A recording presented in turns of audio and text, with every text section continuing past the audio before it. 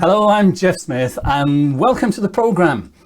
You're looking at this video because I've posted a question on social media. So in this video, I'm going to answer that question.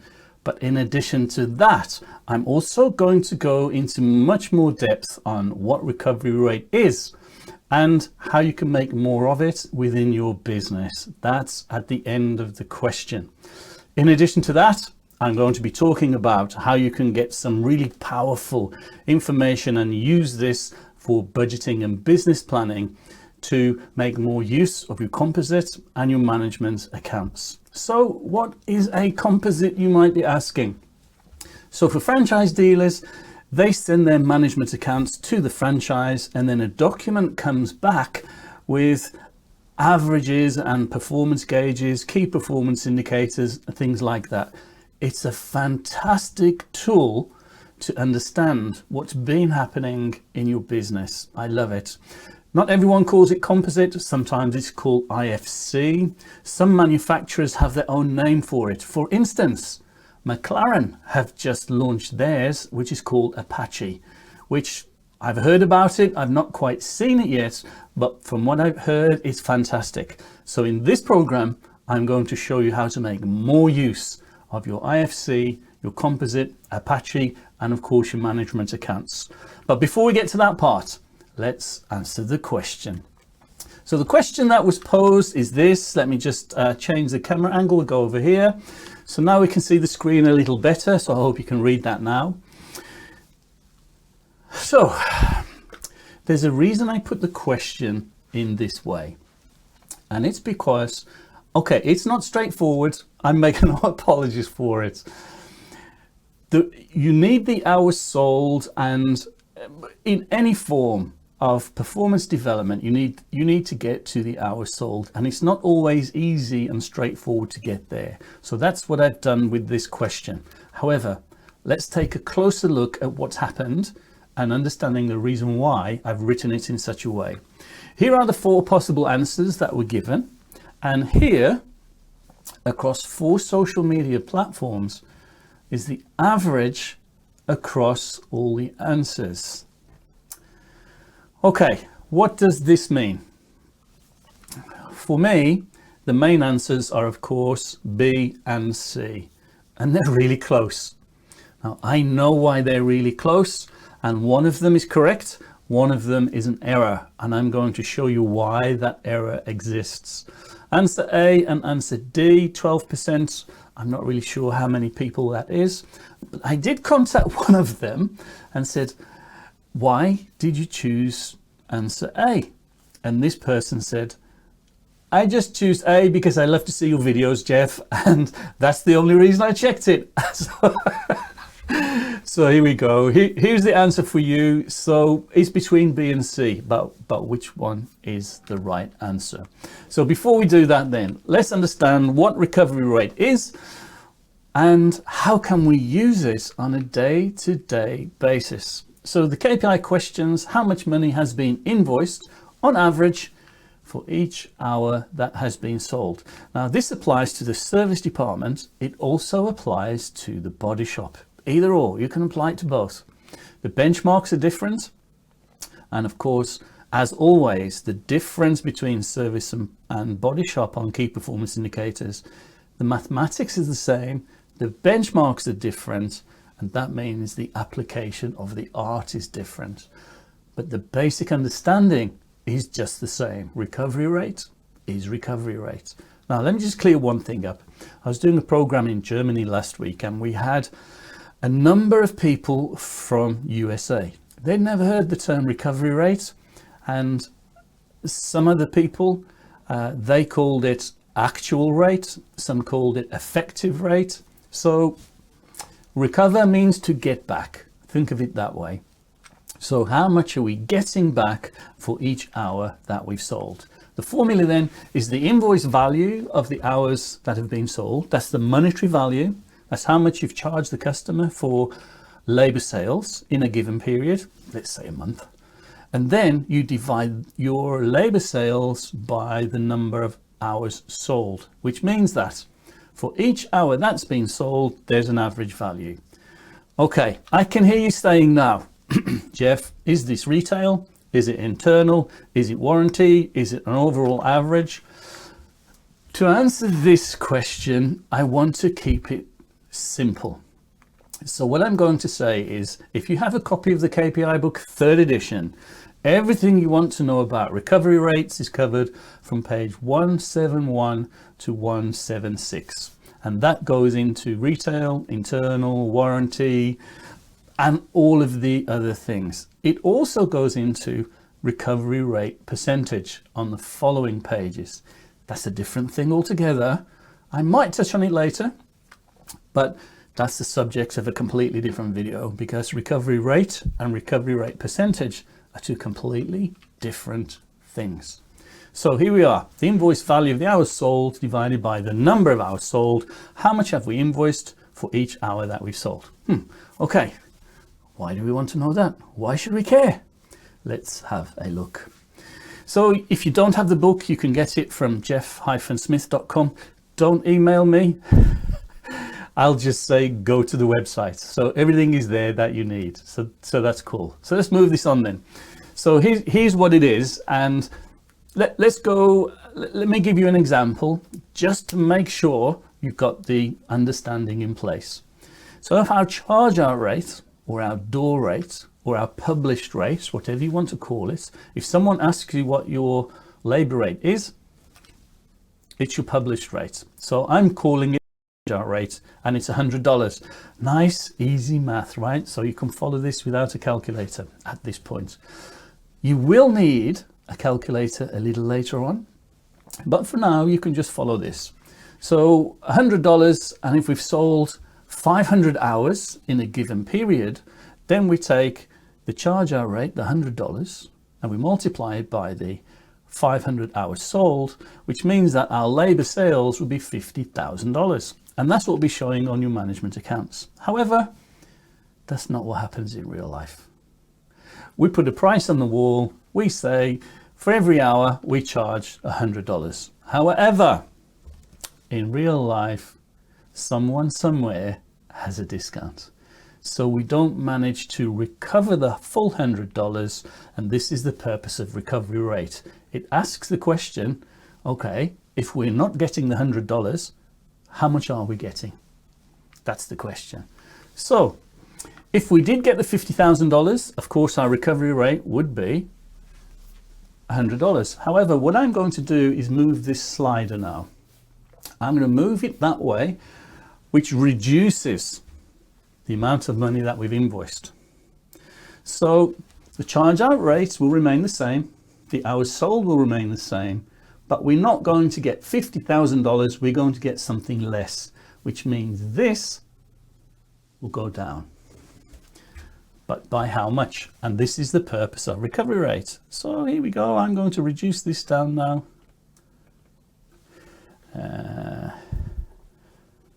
And there we go. And down it goes.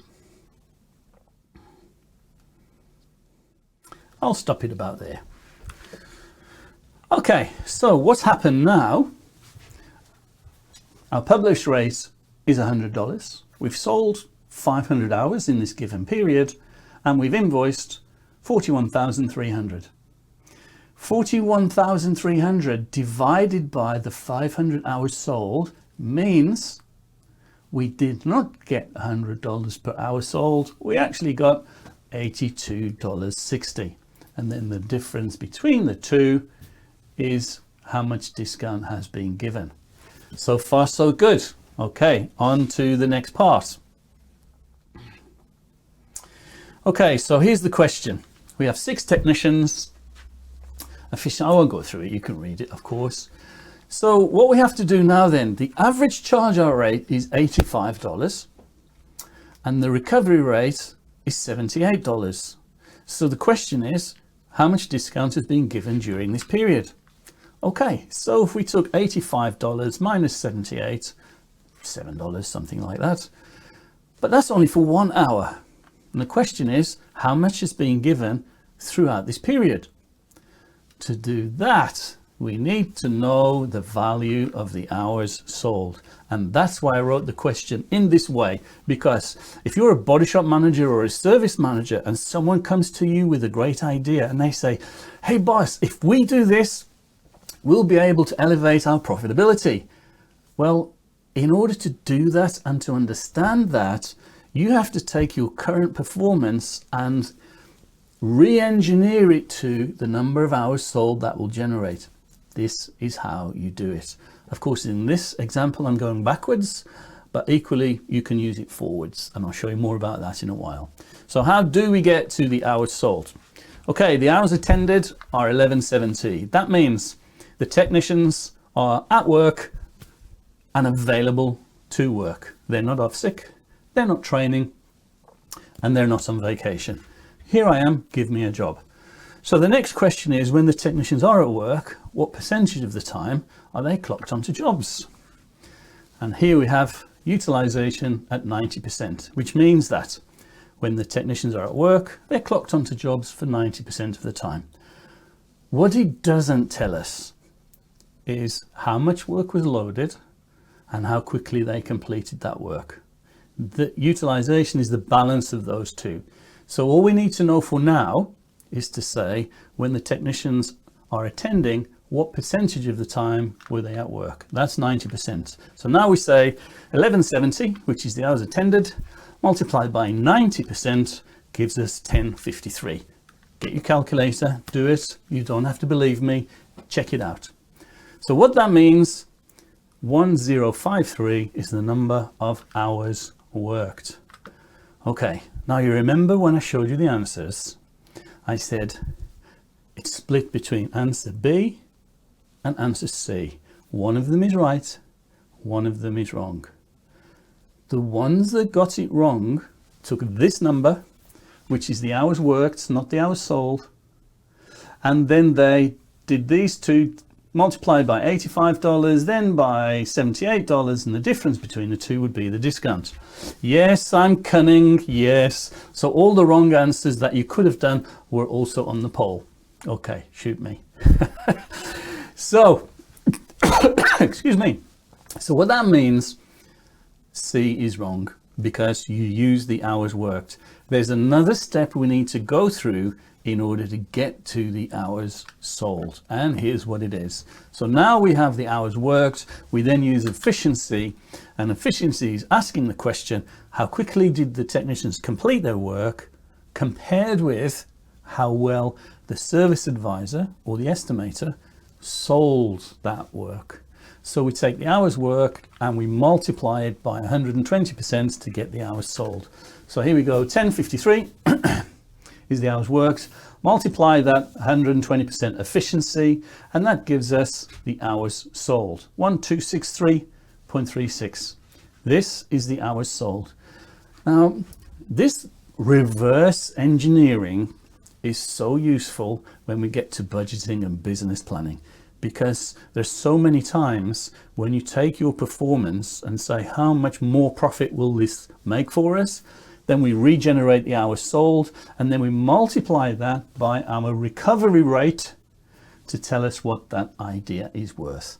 More about that later. So that gives us the number of hours sold. Now we have the hours sold. You could say 85 minus 78 multiplied by this will give you the answer. That's the quick way. However, I'm going a longer way just to make sure that we really understand what's happening here. So the hours sold, I've pulled this over, 1263.36. Average charge hour rate, $85. That's what we'd like to get. That's the published rate. So if we took the hours sold and we multiplied it by the $85, we would have got 107,000, blah, blah, blah. And then we say, okay, the recovery rate is at $78. Therefore, if we take the same number of hours sold and multiply it by the recovery rate, that will give us 98,542. And here's the thing. This is the number for labor sales that you will see on your management accounts. This one. This is the number you'll see on IFC, Composite, and Apache. This is the number you see. You will not see this one. It's very rare that the full price is put there. So you won't see the full price, the discount and this. You will only see this figure. Maybe you'll see the number of hours sold, and maybe you'll see the recovery rate. More about that in a while. But let's understand, this is the number after discount is given. And the crux of the question is, how much discount has been given? So that, quite simply, is that's how much we could have had at full price. This is how much we actually had. Therefore, one minus the other equals 8843.52.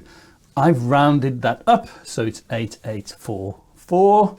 So now we go back to the question. There we go. 8844 is the answer to the question. Job done. I hope that's been useful. However, we can take this much, much further.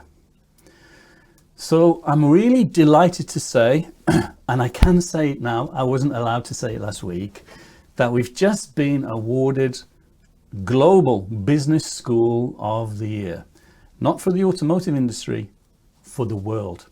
And I'm so proud. It's taken me so long to get this award, but we were awarded last week, and the reason it was awarded to us is a brand new initiative called Operational Intelligence. I'm about to build up the story and share that with you now. But that's the answer to the question. If you're happy, you can go. If you want to go more in depth, hang around for some more. Okay, so here we go. What I'd like you to do, pen and paper, draw a triangle just like this.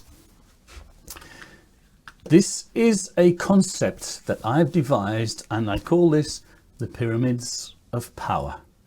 And I use this in sales department, service department, parts department, body shop, general management, balance sheet, the whole thing. And it's about understanding how information is dependent upon each other. And it's so, so important, because if you get this concept, you become master of the game. So here we're going to use this pyramid of power for the uses of recovery rate. Okay, so in the top, I'd like you to write labor sales. That's the invoice value of the hours that have been sold. In the bottom is the number of hours sold. And this is what we just did in the exercise. Labor sales divided by the hours sold will give you recovery rate. Now, here's the beautiful thing about this concept. Now, bear in mind, I use it on different subject matter, and it's about understanding how these things work. And this is where all the benchmark science comes from. You can't break this relationship. I don't make this stuff up. This relationship exists. It's on your composites, IFC, Apache. It's on your management accounts. So after you've seen the video, go have a look for this relationship. Here it is.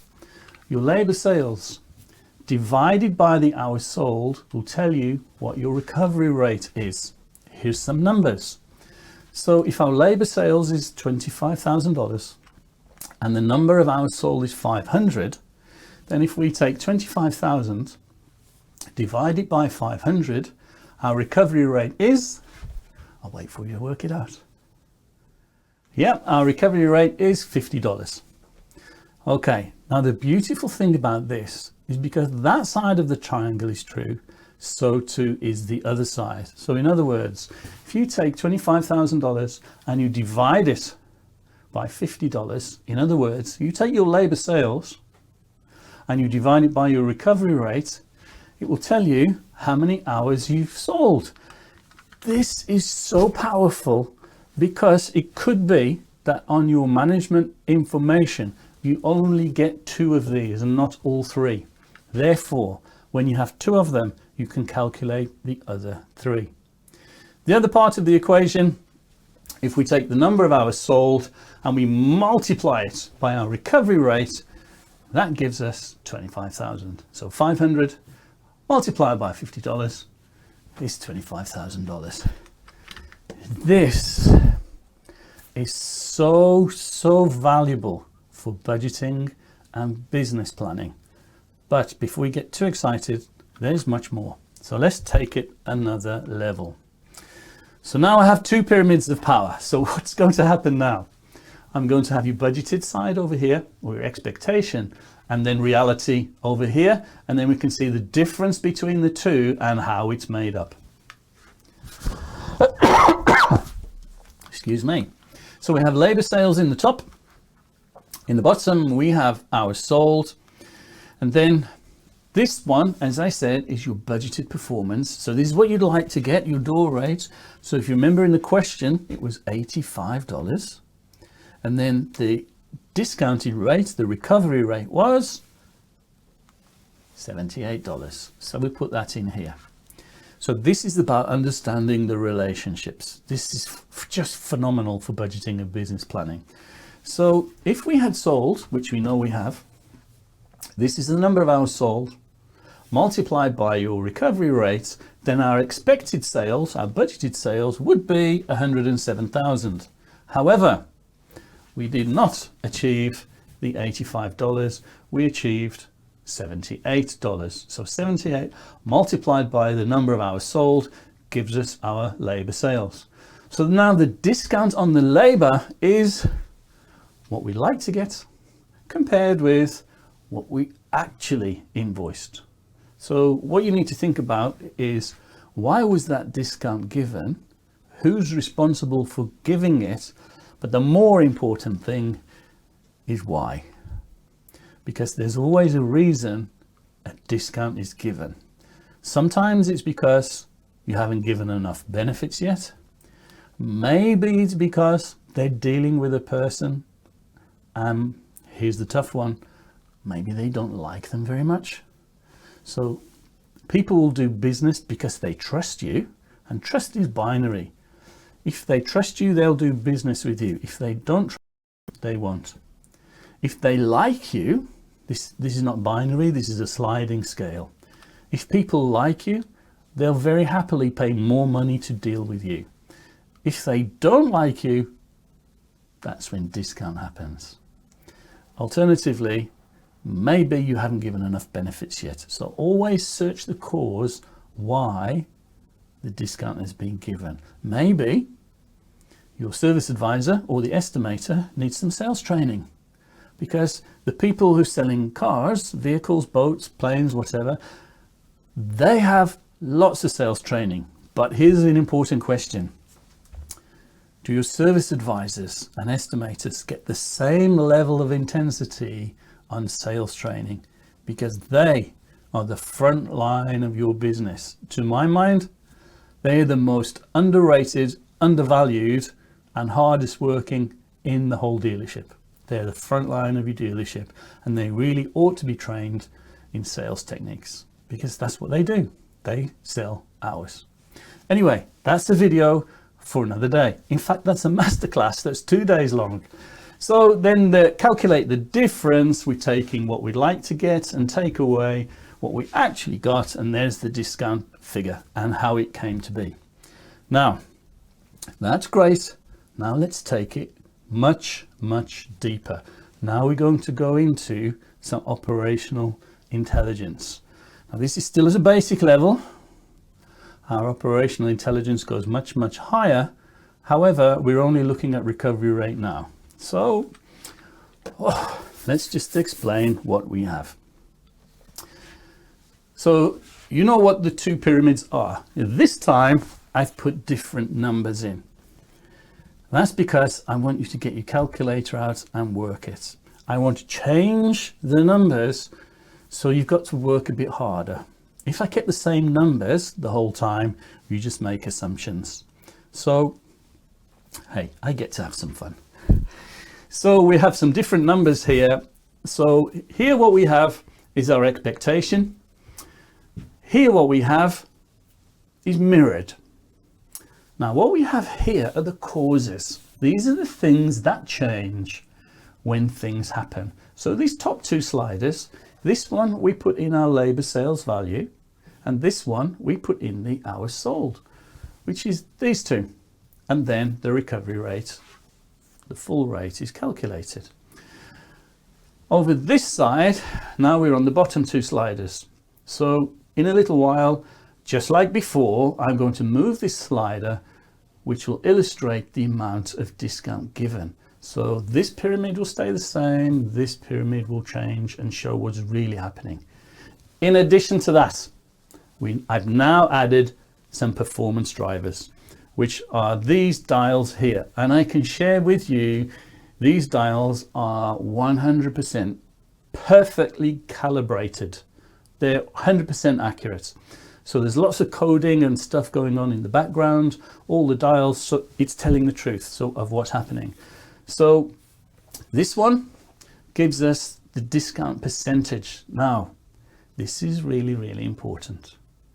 It's not what you think it might be, because we have a discount percentage and we have a recovery rate percentage. This is why this subject is so important. When I'm doing a masterclass for after sales managers or body shop managers, I go through recovery rate as we have done. And then as we approach recovery rate percentage, I ask this question. What's the purpose of recovery rate percentage? What does it do? And everybody says it tells us how much discount is being given. So in other words, if our recovery rate percentage is 95%, that means we've given 5% discount, right? No, wrong. That is completely wrong. That is not what recovery rate percentage is all about. I understand why people might think that, but now I'm going to give the evidence to show you why that is not the case and how we get misled, particularly with our management accounts, our composite, IFC, Apache, and all the other things, because there's some assumptions made that we should not make. And what I want you to do is understand the relationship between the numbers here and how it will manifest itself within your operational performance. So let's have a closer look at this.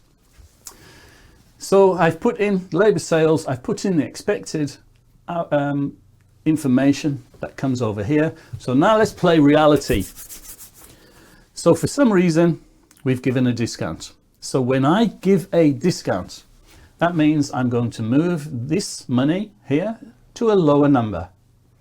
What will happen is it will show here as a lower number. The discount will show here and also the discount percentage. In addition to that, we now have these performance drivers. So here's a key performance indicator and a performance driver that you probably have not thought about calculating. And that's why I want to share this with you. When we give a discount, I want you to calculate the discount percentage. So it's the value of discount divided by what we should have got. And that will give us this percentage. Now the numbers will come up, but when I stop, perhaps you get your calculator and double check it. So that will be calculated here. And what I want you also to see is this performance driver with the needle on here will go around and move down as this goes down. Now the green, I've got this calibrated to 10%, which means that we should not be giving more than 10% discount. So if we're in the green, we're okay. But if we drop into the amber or particularly the red, then, whoa, that's major alarm bells. However, how much discount you want to give in your dealership or your business, that's up to you. What I'm more interested in is not the amount, but the cause. That's the subject for another video. Okay, so what I'm going to do now then, I'm going to reduce the money we've invoiced. So you ready? Let me get out of the way here. And here we go. And there's the discount merrily going. And as we can see, the discount percentage, 3%, 4%, it's showing on the needle. Oh, all that money given away, goodness me. Okay, oof, that was fluke, we're at 8%. Okay, so what is saying? This is saying the amount of discount given here is this value, and this is 8% of this, leaving us with this. So that's the amount of discount given. Now, I can hear you saying, hey Jeff, I can see the recovery rate percentage here, and it's moving exactly in parallel with the discount percentage. So what you said earlier is wrong. I haven't finished yet. So we've got 92% on the recovery rate, and we've got 8% on the discount. 92 plus 8, 100. So that's why people think if we have a recovery rate percentage of 92%, that's why people think we've given 8% discount. But it's not right. There's more. So for now, when we give a discount, I'll move this slider again. As we give more discount, the discount percentage will increase, this will go over, and this will follow. As I give less discount, this will come back this way, and this will follow in harmony. So let's leave them there. So now you're saying, Jeff, just get on with it. Why are these two not linked? Well, think about this. If your service advisor or your estimator is targeted or bonused, incentivized, or you're watching them on the recovery rate percentage, then they're going to do whatever they need to do to influence the recovery rate percentage. In some cases, you won't know. You'll be blind because the information is not logged. Here's what happens. If you're incentivizing me on recovery rate percentage, that's this one. But if you're not monitoring the discount percentage, which is a completely different thing altogether, the discount percentage is how much is being given across here. The recovery rate percentage is saying, what's the recovery rate compared with your actual rate? That's not a measure of discount, because here's what happens. If for some reason you are not treating me well, or I'm being bonused on recovery rate percentage, what I could do is change the number of hours sold. So rather, I could give a discount on the hours sold. Now, there's lots of reasons why this might happen. You might say, oh, that can't happen at our business, Jeff, it's locked. Now, I've heard that so many times, yet I've still found out when I do this equation that the hours sold are being reduced. Let me show you how you would know. So if the hours sold are reduced, how would you know? Can you think how it's reported anywhere? How would you know? It's definitely not on any composite or IFC that I've ever seen. And it's very, very rarely on any management accounts that I've seen. So let me show you what I'm talking about here. So I'm the service advisor or I'm the estimator, and I'm going to reduce the hours sold. When I do that, will it change the amount of discount given? So that will be reflected here. Or will it change the recovery rate percentage?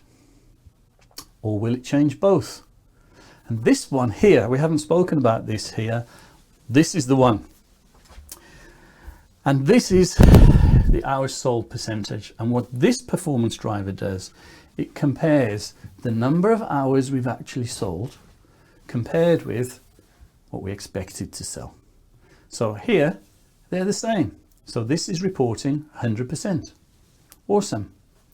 But if we reduce the number of hours sold, what will happen to these three performance drivers? And this is where most people get a shock. Let me show you. So I'm not going to go into whether you can or cannot discount the hours sold. I'm just going to do it. Are we ready? And down they go. But look what's happening to the needles.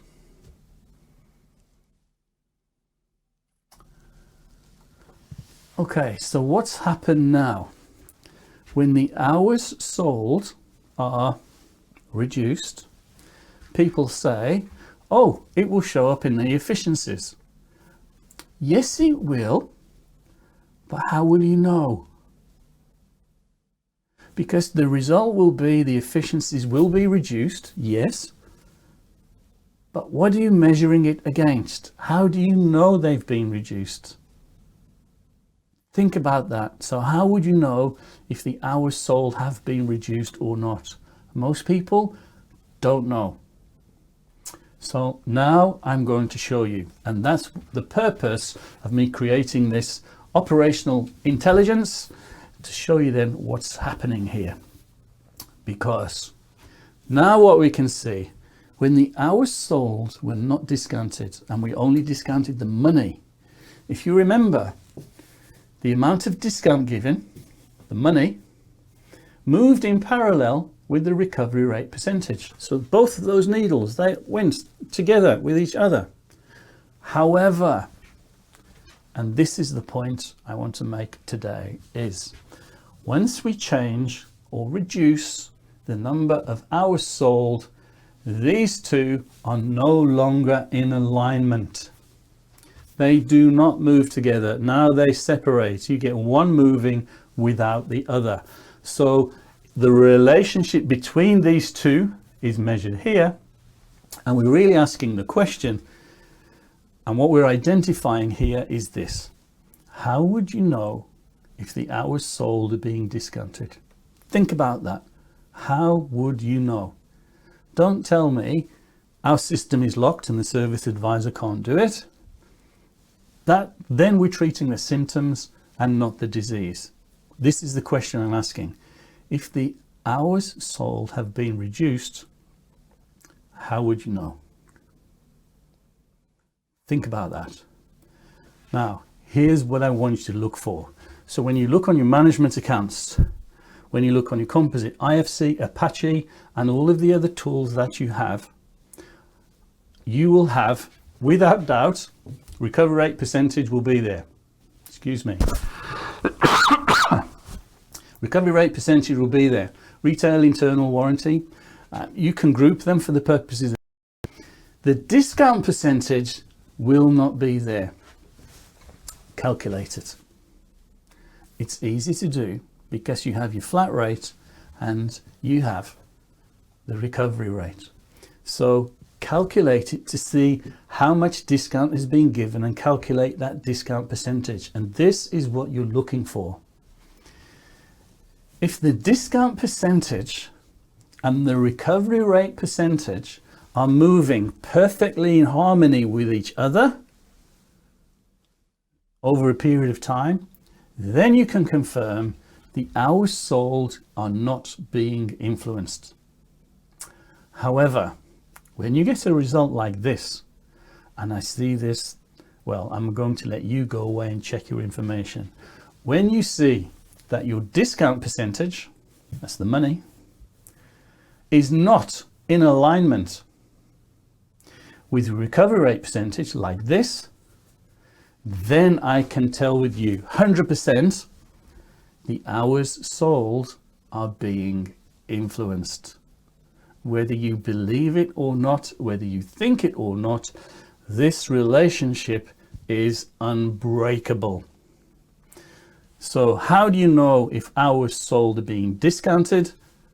We don't know. So the way to know for sure is to calculate your discount percentage on labor and your recovery rate. And what you're looking for is for them to be the same. If they're not the same, the hours sold are being discounted. Now, just to prove this, I'm going to move the hours sold here back to match this number here by moving this slider, and then these two needles will align. I'm then going to move just the money, not the hours, and then what you'll see is these two needles moving in harmony exactly together. So let me move that right back now. Excuse me while I do this.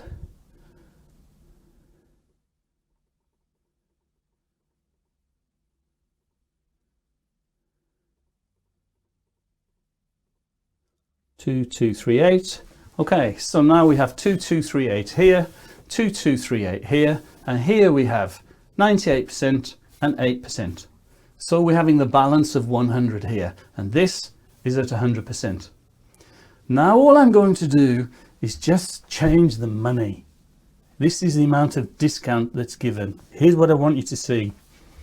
Here you will see the evidence of the discount percent, recovery rate percent, moving exactly in harmony with each other. You ready?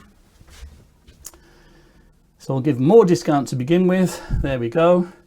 Look, they're locked. Down they go. We're over 10% now. We're in the amber.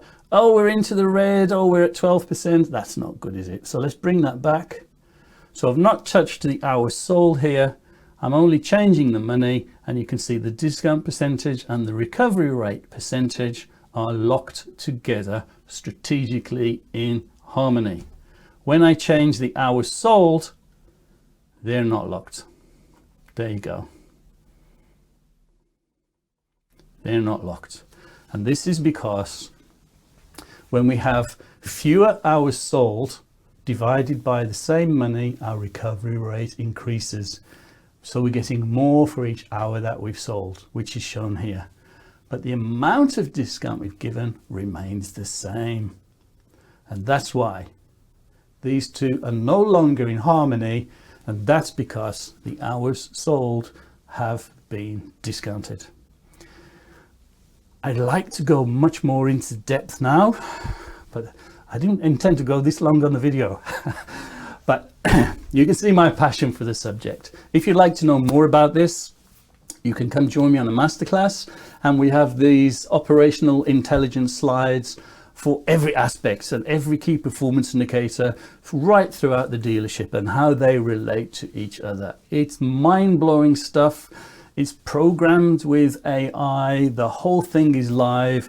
You can even put your own numbers in, your desired numbers, and then work out your budget and business plan to find out what you need to do to raise yourself and change from being good to great. So come join me on a masterclass.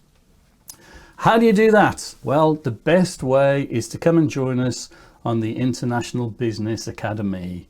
And what we're doing there is you can gain qualifications for all the hard work that you're doing. So with university, you go to university, you learn, and then you do exams on what you know, what you've learned. With us, it's different. There's a certificate, a diploma, and masters. The certificate is the learning process. The diploma is learning how to apply. And then for masters, you only get that when you apply it into the workplace. So what happens here then, the qualifications are for certificate, diploma, and masters. And you only get them when you take information and make a difference in the workplace. That's what's different to this, to any other qualification and any other training in the world. It's taken me 15 years to put this program together, but now it's done. If you'd like to know more about it, then send me an email. I'll send you some information, and then I can tell you how the whole program works. Certificate, diploma, masters, you get letters after your name at each stage, so everybody knows where you are on the journey. Here's my email address, jeff@jeff-smith.com. If you've enjoyed this question and answering the question, and I had so many people message me to say, have I got it right? Is this right? So now you have the video. I hope you've enjoyed the video. I hope you found it useful. If you'd like to know more about other subjects, I can write other questions, but these videos, okay, I've released this one, but these are only going to the students within the International Business Academy. And I make 1 or 2 of these every month on different subjects, send them out to you by email, so you find out more in depth about what's going on in your business. The reason is to help you to apply it to your business, because I'm passionate, not about information, but about transformation. What I want for you is to learn this new information, the new concepts, apply it to your business, be rewarded for it so that you can win more customers, make more profit, and enhance your customer satisfaction and retention. That's what this whole program is about. The byproduct, you get qualifications along the way. I hope you've enjoyed the video. If you'd like to know more about operational intelligence and what we're doing and how you can make a difference, send me an email and I'll send you some information about the International Business Academy. Thank you very much for your time. If you've enjoyed it, leave a like, subscribe to the channel. But as I've said, only the people in the Academy will get these videos on a frequent basis. I hope you've enjoyed it and I'll speak to you soon.